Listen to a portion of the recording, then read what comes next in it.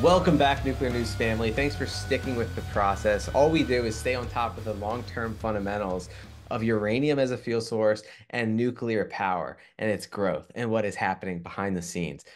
Haven't focused on price action, even though obviously prices are pumping. One of my main predictions in 2024 was that your junior miners would finally start to outperform the bigger assets in the nuclear power space. So let's look at price action first. Sprott Junior Uranium Miners ETF year to date, 2 weeks into 2024, up 20%, right? The URNM Sprott Uranium Miners ETF, the larger cap uranium miners, up 16%. So far, capital slowly starting to move down the risk curve, wanting those higher growth uranium assets. Let's compare that to the broader stock market. S&P 500 up 2%, right? So this process works, staying on top of the fundamentals, not chasing pumping charts, but looking at pumping fundamentals, right? That's really what matters. So let's dive through the news per usual and stay on top of what's going on in this space. Everyone seems to want uranium right now. Governments have finally grasped the need for nuclear power, but there just isn't enough of the key element that's needed for it, right? Uranium.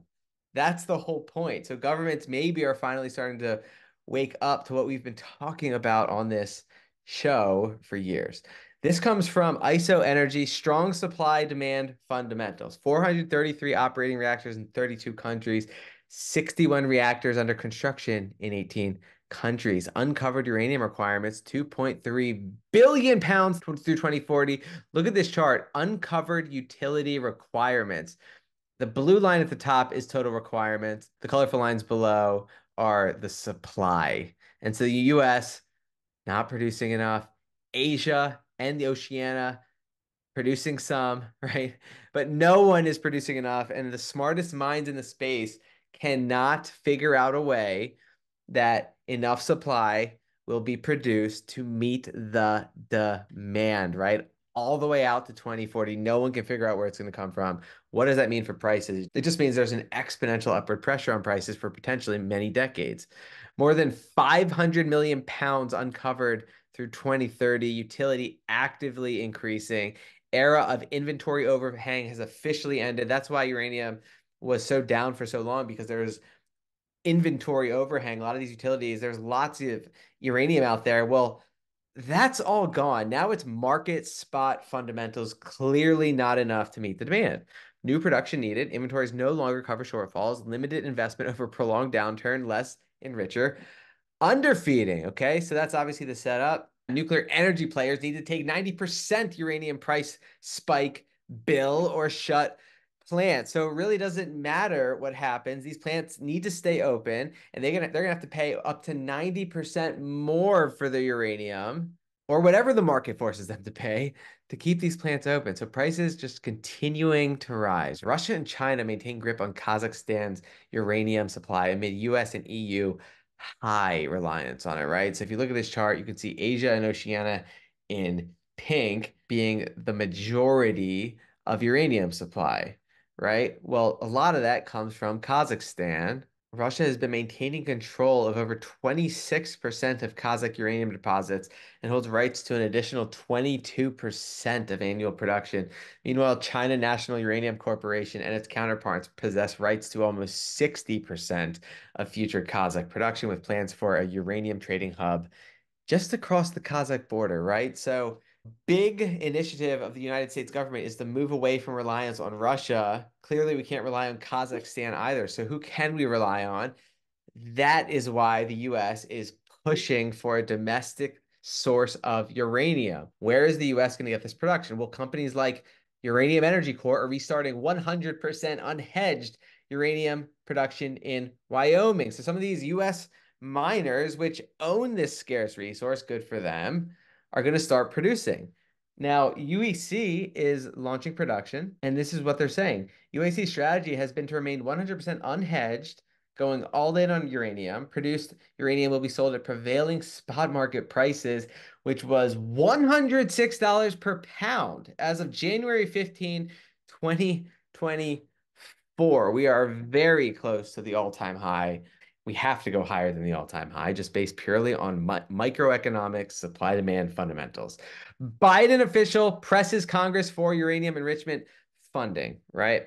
Approving a White House supplemental funding request of 2.16 billion for nuclear fuel enrichment, paired with a ban on Russian uranium, is crucial to standing up a U.S. supply chain. The Energy Department's top nuclear energy official told Congress Thursday. So just a scramble for this scarce resource. At the same time, you have Total Energies, a massive oil company, seeking long-term nuclear power purchase deal with EDF, which is a huge French nuclear power company, to help fund new reactors. Total Energies is ready to buy nuclear power.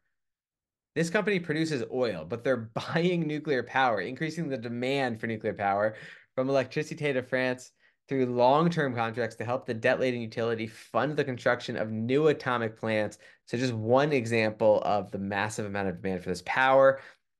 So obviously we just covered supply. This is going into demand. Ever increasing. India will commission a nuclear power reactor every single year, right? Asia, demand for nuclear power skyrocketing. Saudi Arabia has aspirations to sell nuclear energy globally. Where are they going to get the fuel for this? Well, they're going to have to pay up for it. And then we have Wall Street vehicles like the Sprott Physical Uranium Trust scooping up uranium, making it scarcer and scarcer, buying it off the open market along with all these utilities. Everyone's scrambling for it. It's pretty incredible. Just 3 days ago, Sput hit a net asset value of $6 billion, which has now soared by over 700 million to 6.74 billion as the spot uranium price has surged past $100 per pound, right? So these Wall Street vehicles, everyone's scrambling for this resource. And again, at the same time, the US government is just pumping money into the space, increasing demand for uranium as much as possible. U.S. administration signs off on federal funding for Diablo Canyon. The U.S. administration has signed the credit award and payment agreement, finalizing 1.1 billion in credit payments awarded under the Civil Nuclear Credit Program to help keep the Diablo Canyon nuclear power plant in operation. Just one example of these plants being produced. Then we have small modular reactor technology, Capital Power, and OPG to assess use of small modular nuclear reactors in Alberta. Small modular reactors just adding fuel to the fire. Eventually, once this technology is launched, again, exponential upward pressure and demand. Now, the only threat to this move is obviously just market manipulation. It happens all the time.